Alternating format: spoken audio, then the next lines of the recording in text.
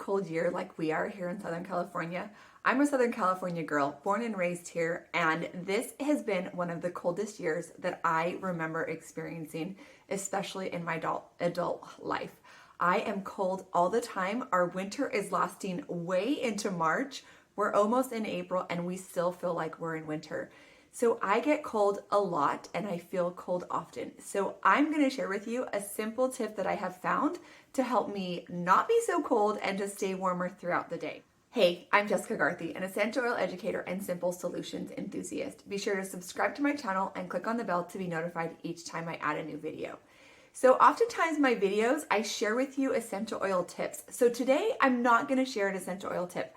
Today I'm going to share with you a simple hack that has really helped me to stay warmer throughout the day, especially through these cold winter months. Now, those of you that are on the East Coast or in the Midwest and you have very cold temperatures, you're probably laughing at me because here I am freezing in 40 and 50 degree weather. But this is my life, my experience. This is what I know. I have not lived in those colder climates and maybe my body would react differently. So this is my tip I have for you. Shower as normal in the morning. And then at the end of your shower, once you've gone through the routine and you've washed your body and done all the things that you normally do in the shower, then you're going to stay in there for a few minutes longer. But as you stay in the water, you're going to continue to turn the water colder. Okay, so we all love our warm showers. Some of you like really hot showers, but you want to start bringing the temperature down on the shower as you stay in for a few more minutes. Now, you don't want to be standing in freezing cold water unless, of course, you're trying the cold water challenge.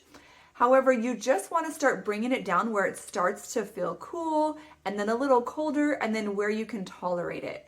And as you do that and stay in that cooler water for just a couple more minutes, your body temperature is going to start to regulate.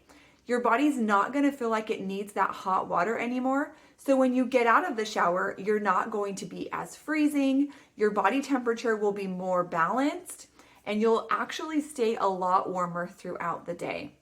So that's something that I have found that has been getting me through these cold winter days, especially as I'm just at home doing things around the house. We don't turn our heater on really high because our gas bills are ridiculous here in California. And so I just tell my kids to layer up or try this shower method.